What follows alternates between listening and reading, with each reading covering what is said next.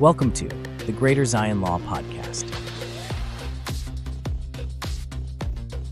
Hello, everyone, and welcome back to the Greater Zion Law Podcast with attorney Travis R. Christiansen. Travis is a Southern Utah attorney who helps individuals and families protect what they've built through practical estate planning designed to avoid confusion, conflict, and unnecessary legal problems down the road. I'm Sean O'Connor, and today Travis and I are talking about what happens when someone passes away without a will in Utah and the complications families often don't see coming.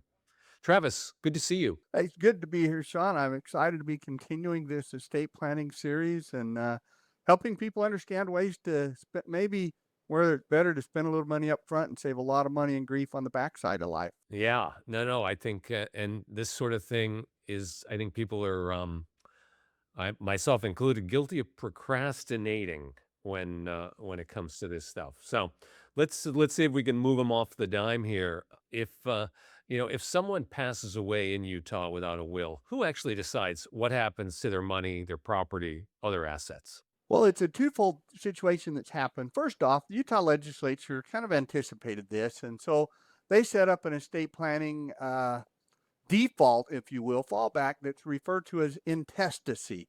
It's a weird word. It's spelled intestacy, intestacy. And that means dying without, not testate, without a will. And so when you die without a will, the legislature set up a scheme that's in the code that we have to follow. And then how that statute is applied is left up to a judge in a court, either where you lived when you died or where you own property in the state of Utah. So you're going to have a judge making those decisions based on the law. Okay, and so in that situation, let's say I got a spouse, I got kids, other close family members. How does the Utah law decide who gets what if there's no will? So it really depends on your family situation. So if your spouse is the only spouse you've ever had and the only person with whom you have kids, typically everything's going to go to that spouse. But if they are your second spouse, or maybe you had a child, out of wedlock, and then you get in that situation, it really can get complicated because you've got to look at, elective shares of a spouse. How are you going to take care of kids or if they're minors, children from one marriage versus the second marriage? So it can really create difficulties and expense and people fighting and say, well, gee, dad promised me this, dad promised me that. I'm dealing in a situation right now where it's really a unique one, where the only child, the man died and his wife had predeceased him. He only has one child. Guess how often he had seen that child in his whole life? One or two times, maybe, and they were estranged. Given the question, I was going to say once. Yeah, almost, right? And so what's happening there is that child is entitled to everything, even though he's never really met or had a relationship with this man. So, he's got his nieces and nephews and his siblings and some of those kind of things. Those were the people whom he had relationships with, but he died without a will. And so we are in court right now to try and get that property corralled up, fighting the family that knew the guy, saying, hey, we're the only heir under the law. We get everything. And of course, his siblings and his nieces and nephews are saying, well, wait a minute. He didn't even know you. He doesn't know who you are. So anyway, that's the court battle because they didn't plan, and it's a unique situation, and it's expensive to fight that fight. Even if people lose, they're going to try and drag you out. And it's really been a headache and a mess to work through that case. Well, I mean, that's a pretty glaring example of what I'm thinking about, which is like, what happens if nobody was formally chosen ahead of time to handle the estate or make those decisions after someone passes away? Typically, and in that case, is kind of carrying on with that example, one of the guy's sisters and aunt of my client filed the probate the day before we filed the probate. And so now you got two probates filed. And so then you got to consolidate them. And so it's kind of a first person rush through the court. I was going to say, is it a first come, first serve situation? First to file, I think it's called. First to file? Yeah, first to file in that situation. Then what happens, though, is there is an order of preference of who should be the personal representative. So when you go to court and you have probate, there's a person that's appointed by the court that's called the personal representative, and their duty is to then distribute the assets according to that intestate code. Well, if it's like this situation, the aunt Yeah. and sometimes it's the judge appointed the aunt because the aunt lives in the same town where all the property is, where the real Ah, estate is. So that aunt is going to better be able to get into the banks, yeah.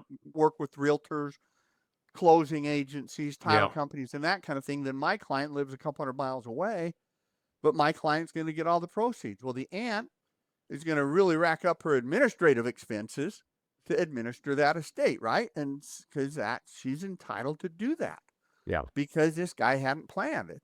Anyway, Yeah. so there's logistical things and there's an order of preference and there's just some of those things that kick in about who should be in charge of things. Yeah. Well, and to say nothing of the emotional stress of dealing with the death in the family and such.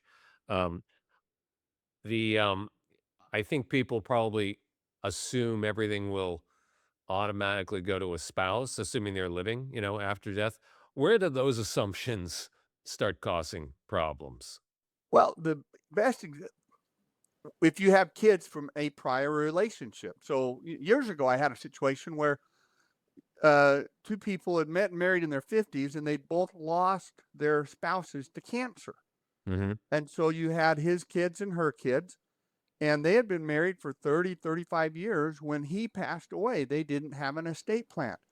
Well, the house that they had lived in had only ever been titled in his name. Uh, Well, so now what happens is his oldest son came into stepmom of 30 plus years and said, "Hey, guess what? You got 3 days to get out of the house." yeah. She didn't But know any better. She's grieving. sure. They get through the funeral and he says, "Okay, funeral Saturday, by Wednesday you got to be out because we're going to list it and sell it." And she didn't have any money. I actually did this case pro bono just to help this old widow be Sure. able to get what she was due Was under it the law from that estate. would it have been marital property at that Yeah, point? she had an equitable claim to the property. Now, Yeah. this is when you get into, I'm not sure where you're at, Sean, but there are community property states and there are common law property states. And Right. Utah's common law property, but a lot of states, Louisiana, Texas, Arizona, Nevada, California, and a few others are all community property where Yeah. all property is automatically marital.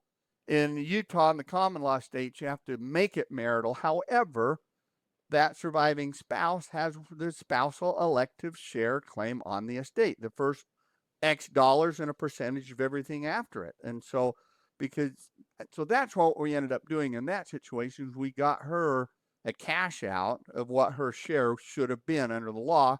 But in the meantime, she's having to go live in a trailer that her kids are having to help pay for.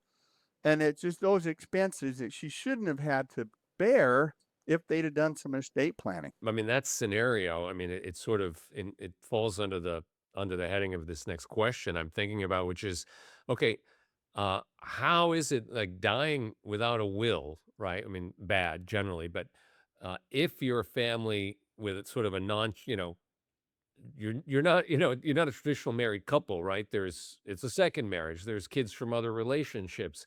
What are some of the unexpected problems that come up in those kinds of scenarios? I mean, you kinda just mentioned one, but Yeah, I mentioned that one when there's that second marriage situation, but it gets even thornier when you've got a situation where it's a second relationship that they're not married, but they've been together, cohabiting for oh, so years. here's the common law. This is that quote unquote common law marriage factor. So, and where you've got a spouse, if you will, a common law spouse. Now, Utah is an interesting thing on this. You can't create a common law marriage while you're alive in Utah, but it's weird. You can create a common law marriage in two circumstances. Number one, the relationship is ending. You can say, you know what, even though we were never married, you should treat this as a divorce because we lived as if we were married, and there's a list of factors. Got it. And the same thing can be done in the probate context, right? So if someone dies and they haven't done their estate planning and they've had a long-term live-in companion, and that live-in companion can then go in and say to the probate court, hey, guess what? Even though we weren't married, everybody considered we were married. We lived as if we were married. Yeah. Therefore, judge, I should be entitled to the marital spousal portion of that estate. And that's a massive uphill battle because you've got to prove it. Now, I had one of these a few years ago in which it was just that. They had lived together for years, weren't married for various reasons. They both kind of soured on the idea of Sure. marriage, but they were together for 30-something years. Well, he was a vet. He had been in Vietnam, and so here's this 30-plus year companion, and when we did the probate, one of the things we put in there was that she was deemed to have been his spouse under the provisions of Utah law. And what that did for her, we were able to do some good stuff. She's now entitled to the spousal VA benefits, which is really making the death benefit, the ongoing health care benefits through TRICARE and some of those kind of things. So we had to go to war in a way with the court and this guy's kids to get that established so that this, again, 30-plus year companion was able to get the benefits that she would have had they gotten married years ago from the Veterans Administration. So anyway, so there are ways around it, but it's expensive and time-consuming and a headache and a fight a lot of times. I mean, it can happen, but there's also so many ways to avoid that up front. I get it.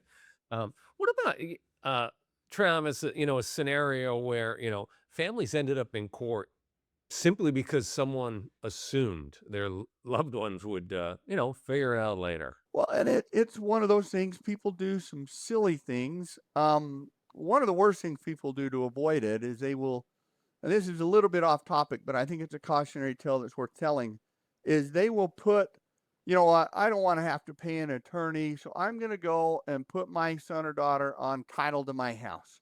Then when I die, they get it automatically. Well, that's all well and good as long as your son or daughter doesn't have any issues. You don't have any grandkids with issues. So I had a situation where someone had done that with their only child, a daughter, and the daughter became an alcoholic. The daughter got divorced because of her alcohol, went to treatment for 18 months, residential treatment to get sobered up.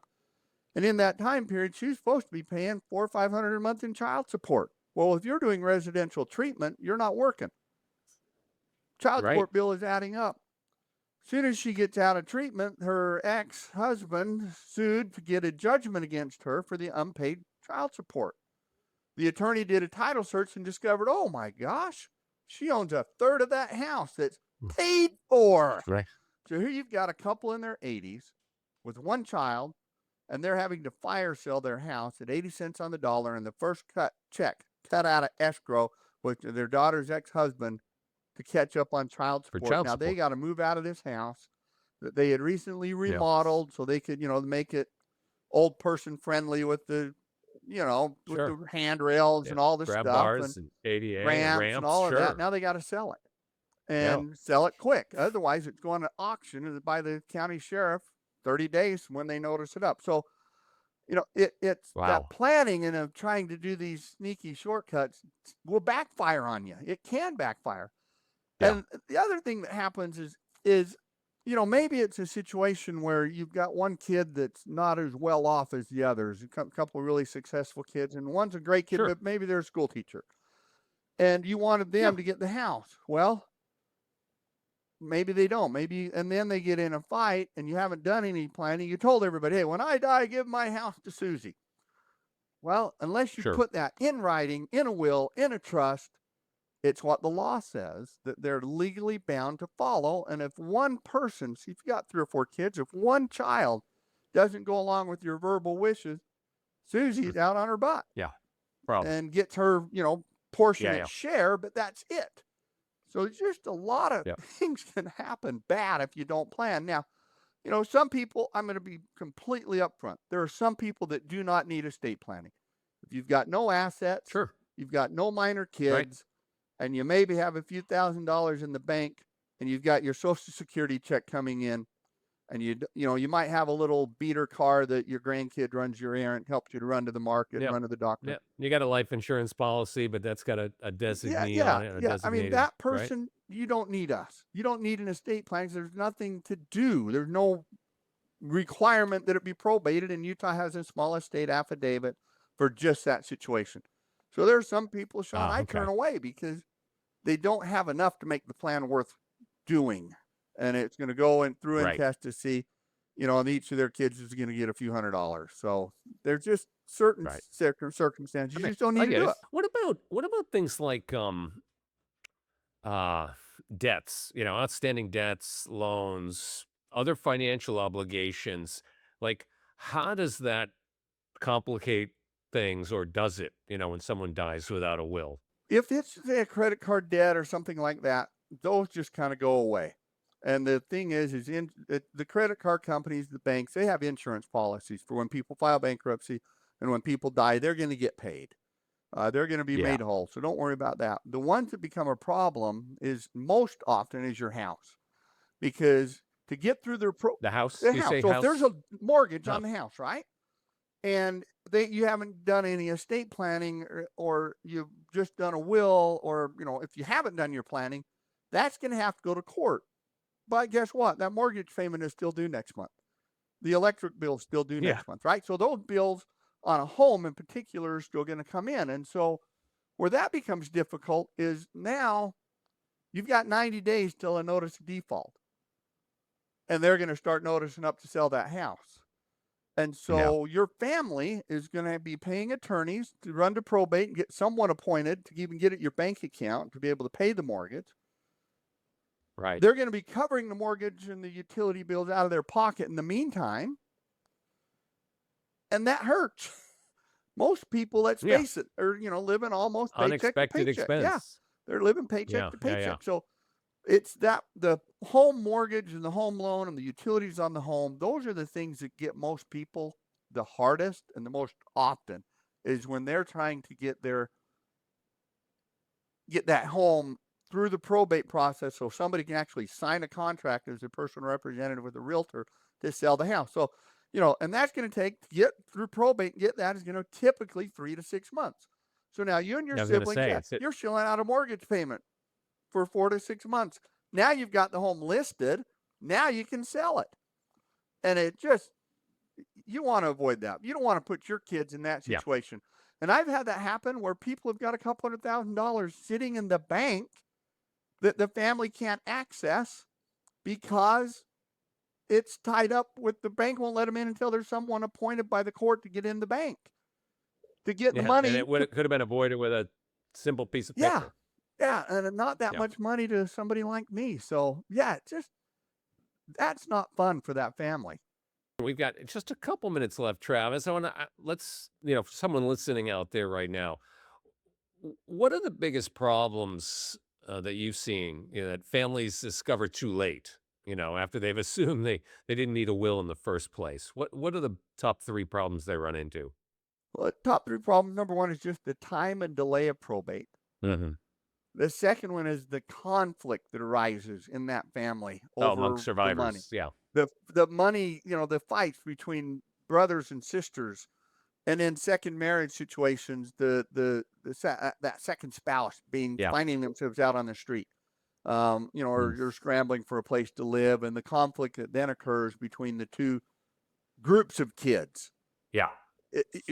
In that second marriage situation. So those are the 3 biggest, most ugly conflicts and fights that happen. There's that delay of probate, the fights between siblings. Mom said this, dad said this, I want this, I want that. And it gets into a big fight about that. And then in the second marriages, the surviving spouse often finding themselves scrambling for a place to live when they should be mourning the death of their longtime spouse. Yeah, all avoidable. Well, we're out of time, Travis. That's a great place to wrap it up. But thanks for your time, your expertise on this, and I look forward to future conversation. All right, great to be here. That's it for today's episode of the Greater Zion Law Podcast with Travis R. Christiansen. If you'd like to learn more about estate planning in Utah, you want to make sure your family has a plan in place before unexpected problems arise, visit greaterzionlaw.com. Thanks for listening. And as always, it's super helpful if you leave us a review, leave us a thumbs up, maybe subscribe to the podcast so you don't miss an episode. Even share a link with someone in your world who needs a little prompt to get their estate plan figured out. I'm Sean O'Connor. Have a great day.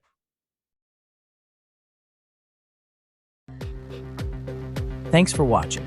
Be sure to hit that like and subscribe button and leave us a review in the comments.